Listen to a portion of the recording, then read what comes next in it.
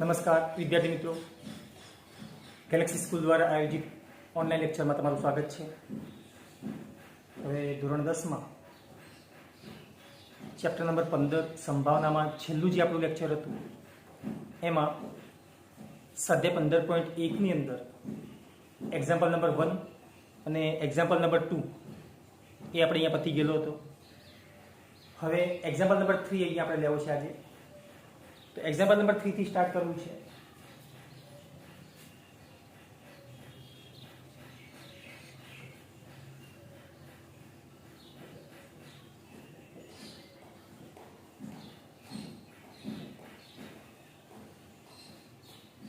ત્રીજું એક્ઝામ્પલ છે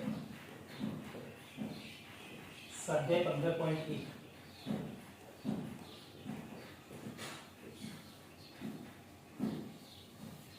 રકમ લખીશું. શા માટે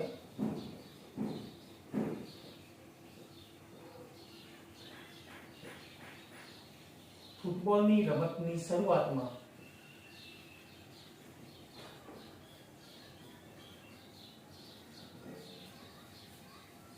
કઈ ટુકડીને બોલ મળવો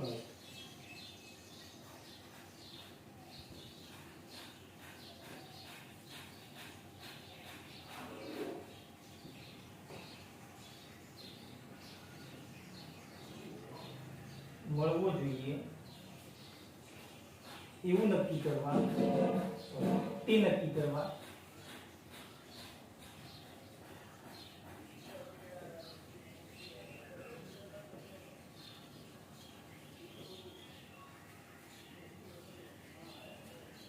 સિક્કાને ઉછાળવાની ક્રિયા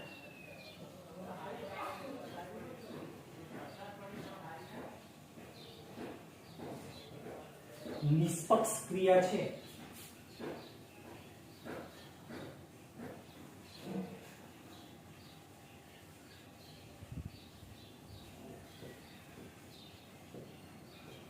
એવું માનવામાં આવે છે.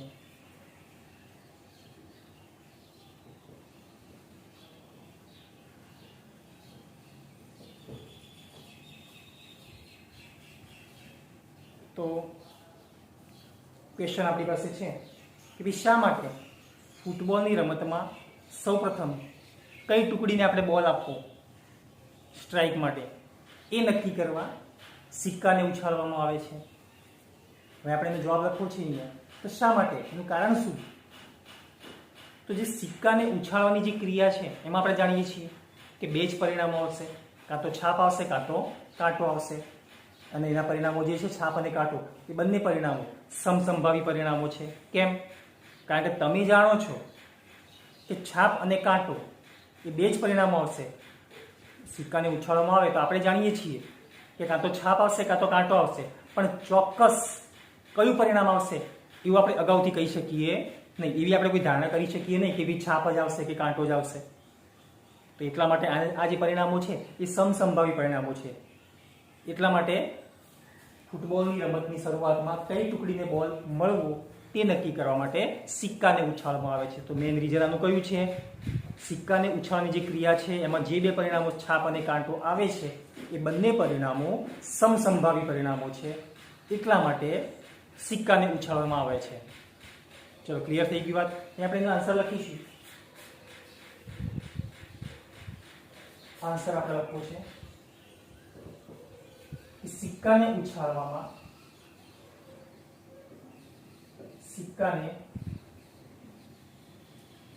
ઉછાળતા બે પરિણામો મળે.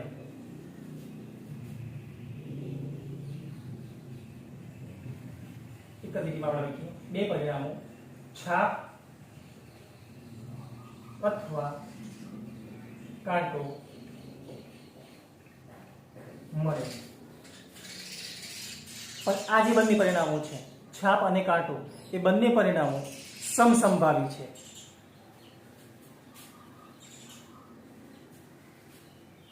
પરંતુ આ બંને પરિણામોમાંથી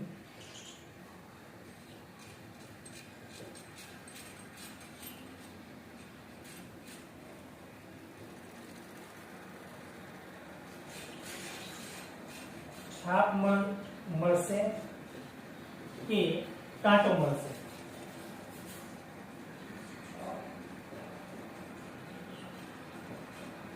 તેની અગાઉથી કોઈ જ ધારણા કરી શકાતી નથી.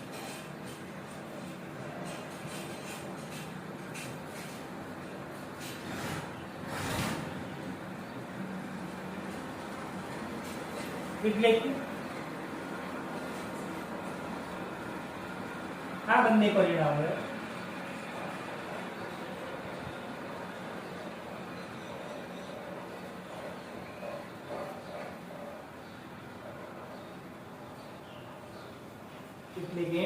બંને પરિણામો સમસંભાવી છે. આ એનું રીઝન છે, આ એનું કારણ છે. તમે જાણો છો કે સિક્કાને ઉછાળવાથી આપણા મગજમાં છે કે ક્યાં તો છાપ આવશે કાં તો કાંટો આવશે, પણ ચોક્કસ કયું આવશે એવું તમે કહી શકો નહીં. એટલે કે બંને પરિણામો કેવા થઈ ગયા? સમસંભાવી થઈ ગયા. તો એટલા માટે સમસંભાવી પરિણામો છે, એટલા માટે ફૂટબોલની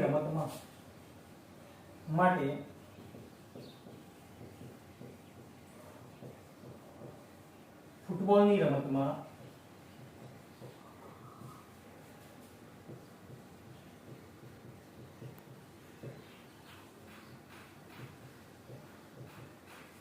સિક્કાને ઉછાળવાની ક્રિયા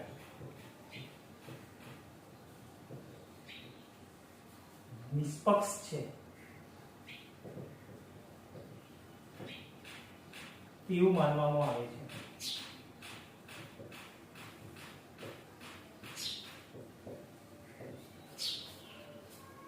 તો આ જે છે એ આપણો એક્ઝામ્પલ નંબર 3 છે, એક્ઝામ્પલ નંબર 3 છે.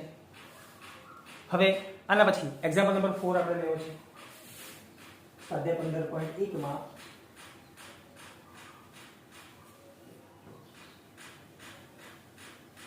ચોથો એક્ઝામ્પલ.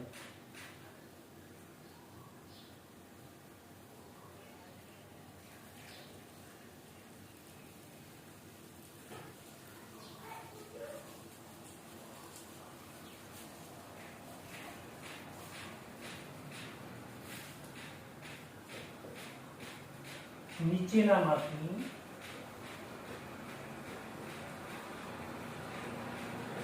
કયો વિકલ્પ ઘટનાની સંભાવના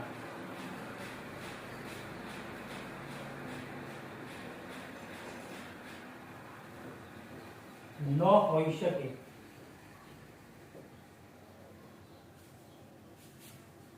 ચાર વિકલ્પો છે આપણી પાસે.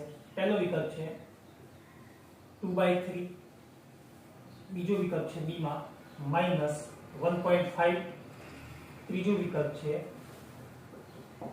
15% અને ચોથો વિકલ્પ છે 0.7. આવા ચાર વિકલ્પો આપણી પાસે છે. તો ક્વેશ્ચન આપણી પાસે એવો છે, એક એમસીક્યુ છે કે આમાંથી કયો વિકલ્પ સંભાવના ના હોઈ શકે? તો આપણે જાણીએ છીએ એક વસ્તુ કે કોઈ પણ ઘટના એ છે એની જે સંભાવના છે એની કિંમત 0 કે 0 કરતા વધારે હોય અને 1 કે 1 કરતા ઓછી હોય. ટૂંકમાં સંભાવનાની કિંમત ક્યારે 0 કરતા ઓછી, એટલે કે ઋણ ના હોઈ શકે, ઋણ હોઈ શકે નહીં. પછી એની જે સંભાવના છે ઋણ તો ના જ હોઈ શકે 0 કરતા ઓછી, પણ 1 કરતા વધારે પણ ના હોઈ શકે.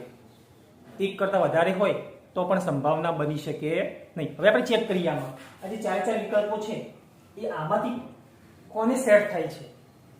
આ જે આપણું વિધાન છે એ પ્રમાણે આમાંથી કોણ સેટ થાય છે?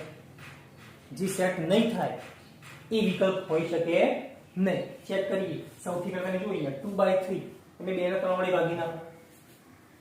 એક પછી સમજીએ. અહીંયા 2/3, 2 ને આપણે 3 વડે ભાગવા છે, ભાગ ચાલશે નહીં. તમે અહીંયા પોઈન્ટ મૂકશો, અહીંયા 0 મૂકશો. 3 6 18, 2 0. ફરીથી પાછા 3 6 18, 2 0. તો ટૂંકમાં 0.67 જવાબ આવશે આનો. 0.67 0.67 એ 0 અને 1 ની વચ્ચેની સંખ્યા છે. 0 કરતા વધારે છે અને 1 કરતા કેવી છે? ઓછી છે. તો આ તો સંભાવના હોઈ શકે. 2/3 એ કોઈ પણ ઘટનાની સંભાવના બની શકે છે. હવે અહીંયા 1.5 પણ માઇનસમાં છે. અત્યારે મેં તમને કહ્યું કે કોઈ પણ ઘટનાની જે સંભાવના છે ને એ 0 કરતા ઓછી એટલે કે ઋણ સંખ્યા ક્યારે ના હોઈ શકે. આ ના બની શકે. આ સંભાવના બનશે નહીં. ત્રીજો વિકલ્પ છે આપણી પાસે અહીંયા 15%. અહીંયા 15% છે, 15% છે. અહીંયા પર્સન્ટેજ આપણે નીકાળી દઉં તો છેદમાં કેટલા આવશે? 100 આવશે. 100 છે છેદમાં એટલે આપણે કેટલી લખી શકીએ? 0.15 તરીકે લખી શકીએ. અને 0.15 એ 0 અને 1 ની વચ્ચેની સંખ્યા છે. તો આ જે 15% છે એ પણ સંભાવના બની શકે છે.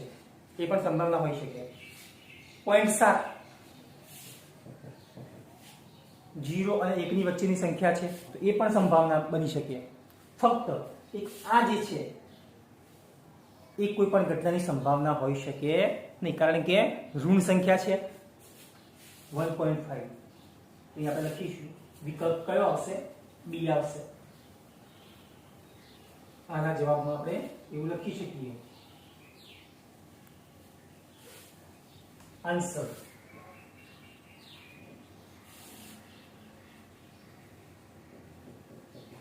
વિકલ્પ બી. જો કયો છે? વિકલ્પ બી -1.5 એ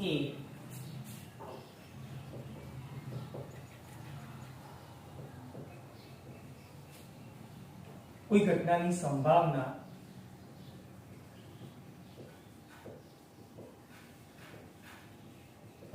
ન હોઈ શકે. કેમ? તમે કોઈ પણ ઘટનાની સંભાવના ક્યારે ઋણ સંખ્યા હોય નહીં, કારણ કે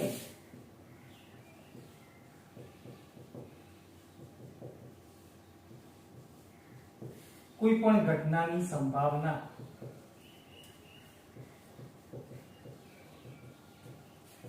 ક્યારેય પણ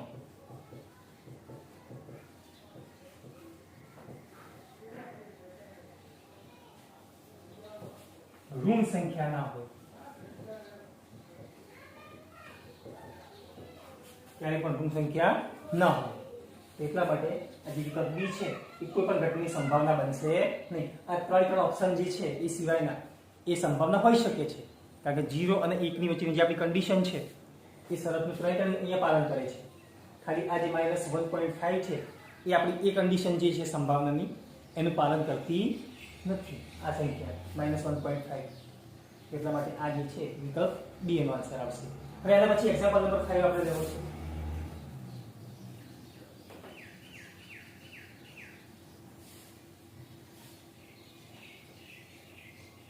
આપણે લખીશું અહીંયા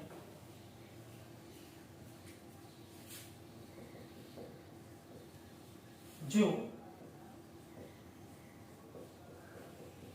P of E is equal to 0.005 એક સંખ્યા અહીંયા આપણને આપેલી છે, સોરી 0.05 છે,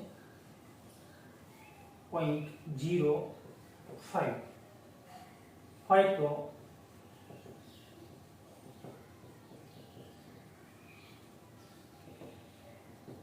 ઈ નહીંની સંભાવના શોધો.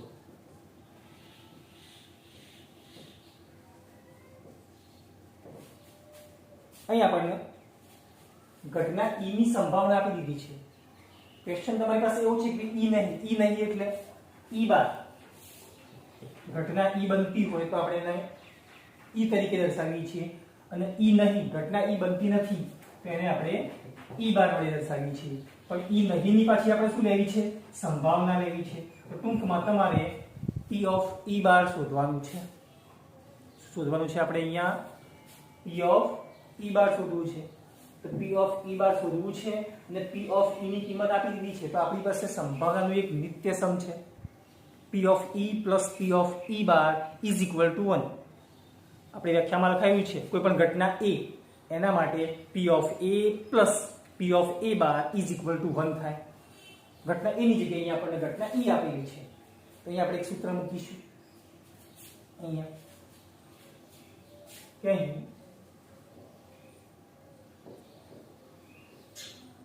બરાબર જે આપણને કિંમત આપેલી અહીં આપણને આપેલી છે કે p ઓફ e બરાબર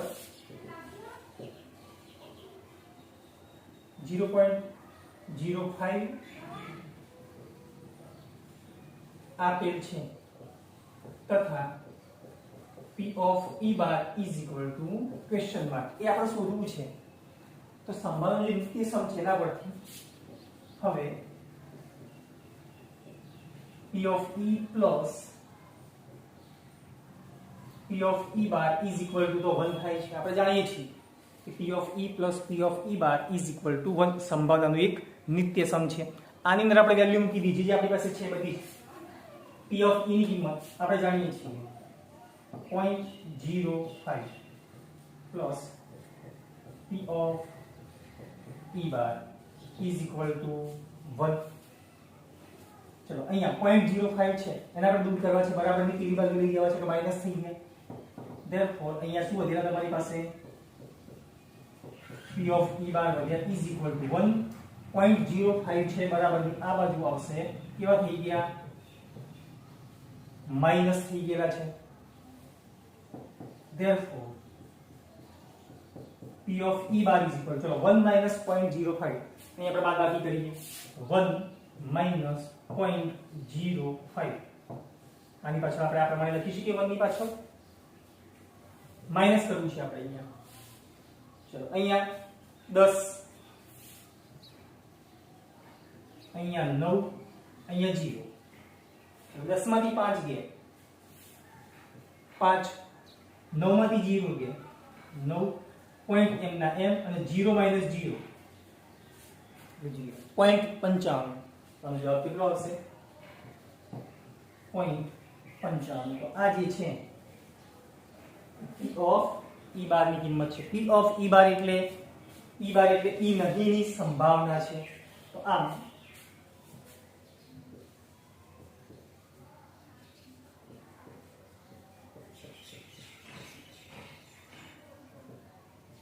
ઘટના e નહીંની સંભાવના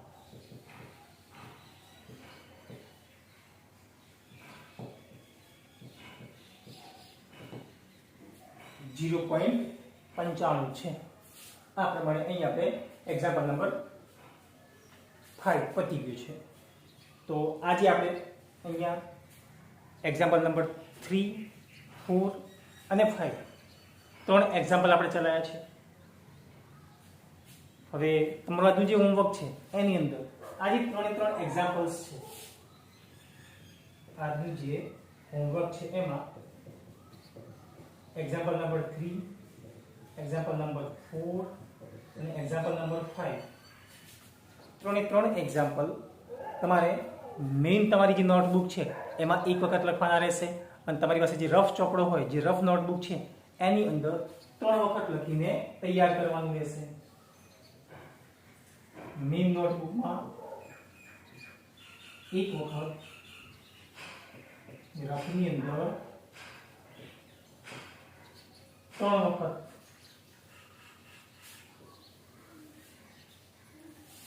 આ 3 એક્ઝામ્પલ લખીને દરેક વિદ્યાર્થીને તૈયાર કરવાના રહેશે તો આ જે છે એ આપણું હોમવર્ક છે હવે આના પછી એક્ઝામ્પલ નંબર 6 આવશે એક્ઝામ્પલ નંબર 6 એ આપણું જે આના પછીનો જે નેક્સ્ટ લેક્ચર આવશે એની અંદર આપણે લઈશું થેન્ક યુ